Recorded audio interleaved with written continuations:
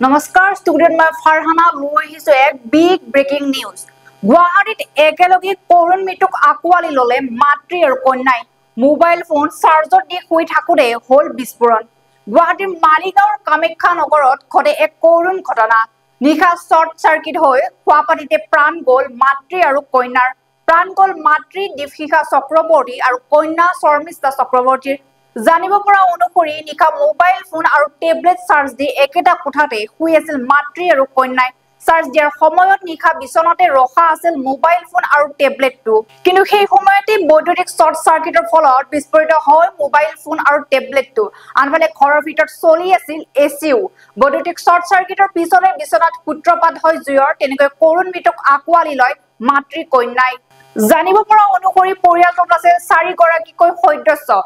দীপশিখা আৰু সুব্ৰতৰ জ্যেষ্ঠ কন্যা আছিল শৰ্মিষ্ঠা চক্ৰৱৰ্তী আৰু কনিষ্ঠ কন্যাৰ নাম আছিল শ্ৰেয়াশ্ৰী চক্ৰৱৰ্তী। আনহাতে ঘৰটোত অন্য এটা কোঠাত শুই আছিল পিতৃ সুব্ৰত চক্ৰৱৰ্তী। জানিব পৰা অনুসৰি বেংগালুৰুৰ এটা প্ৰতিষ্ঠানত কৰ্মৰত আছিল শৰ্মিষ্ঠা চক্ৰৱৰ্তী আৰু ৱৰ্ক ফ্ৰম হোম আছিল শৰ্মিষ্ঠাৰ চাকৰি। আৰু মাতৃ দীপশিখা আছিল এগৰাকী গানৰ প্ৰশিক্ষক। ইতিমধ্যে আৰক্ষীয়ে মাতৃ আৰু কন্যাৰ নিথৰ দেহ উদ্ধাৰ কৰি মৰণোত্তৰ পৰীক্ষাৰ বাবে প্ৰেৰণ কৰিছে। মালিগাঁৱৰ কামাখ্যা নগৰৰ বাইৰেল 4ত সংঘটিত হৈছে এনে এক কৰোণ ঘটনা। এই ঘটনাত কিছু পৰিমাণে আহত হৈছে পিতৃ সুব্ৰত চক্ৰৱৰ্তীও। আহত পিতৃক জিএমচিত ভৰ্তি কৰা হৈছে বুলি জানিব পৰা গৈছে। আনফালে ঘটনাস্থলীত উপস্থিত হৈ জালুকবাৰী আৰক্ষীয়ে আৰম্ভ কৰিছে তদন্ত। লগে লগে ঘটনাস্থলীত উপস্থিত হৈছে ফৰেনচিক বিশেষজ্ঞৰ দলো।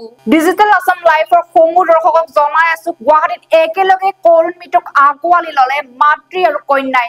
মোবাইল ফোন চাৰ্জত দি শুই থাকোঁতেই হল বিস্ফোৰণ। গুৱাহাটীৰ মালিগাঁৱৰ কামাখ্যা নগৰত ঘটে এক কৰোণ ঘটনা। নিশা শ্বৰ্ট চাৰ্কিট হৈ খোৱাপানীতে প্ৰাণ গ'ল মাতৃ আৰু কন্যাৰ। প্ৰাণ গ'ল মাতৃ দীপশিখা চক্ৰৱৰ্তী আৰু কন্যা শৰ্মিষ্ঠা চক্ৰৱৰ্তীৰ। জানিব পৰা অনুসৰি নিশা মোবাইল ফোন আৰু টেবলেট চাৰ্জ দি একেটা কোঠাতে শুই আছিল মাতৃ আৰু কন্যাই। চাৰ্জ দিয়াৰ সময়ত নিশা বিচনাতে ৰখা আছিল মোবাইল ফোন আৰু টেবলেটটো। কিন্তু সেই সময়তে বৈদ্যুতিক শ্বৰ্ট চাৰ্কিটৰ ফলত বিস্ফোৰিত হয় মোবাইল ফোন আৰু এই টেবলেটটো। আনফালে ঘৰৰ ভিতৰতে চলি আছিল এচিও। বৈদ্যুতিক শ্বৰ্ট চাৰ্কিটৰ পিছতে বিচনাত সূত্ৰপাত হয় জুইৰ। তেনেকৈ কৰোণ মৃত্যুক আঁকোৱালি লয় মাতৃ আৰু কন্যাই। জানিব পৰা অনুসৰি পৰিয়ালটোত আছিল 4 গৰাকীকৈ সদস্য। দীপশিখা আৰু সুব্ৰতৰ জ্যেষ্ঠ কন্যা আছিল শৰ্মিষ্ঠা চক্ৰৱৰ্তী আৰু কনিষ্ঠ কন্যাৰ নাম আছিল শ্ৰেয়াশ্ৰী চক্ৰৱৰ্তী। আনফালে ঘৰটোৰ অন্য এটা কোঠাত শুই আছিল পিতৃ সুব্ৰত চক্ৰৱৰ্তী। জানিব পৰা অনুসৰি বেংগালুৰুৰ এটা প্ৰতিষ্ঠানত কৰ্মৰত আছিল শৰ্মিষ্ঠা চক্ৰৱৰ্তীয়ে আৰু ৱৰ্ক ফ্ৰম হোম আছিল শৰ্মিষ্ঠাৰ চাকৰিটো। আৰু মাতৃ দীপশিখা আছিল এগৰাকী গানৰ প্ৰশিক্ষক। ইতিমধ্যে আৰক্ষীয়ে মাতৃ আৰু কন্যাৰ নিথৰ দেহ উদ্ধাৰ কৰি মৰণোত্তৰ পৰীক্ষাৰ বাবে প্ৰেৰণ কৰিছে। মালিগাঁৱৰ কামাখ্যা মন্দিৰৰ বাইলেন 4ত সংঘটিত হৈছে এনে কৰোণ ঘটনাটো। এই ঘটনাত কিছু পৰিমাণে আহত হৈছে পিতৃ সুব্ৰত চক্ৰৱৰ্তীও।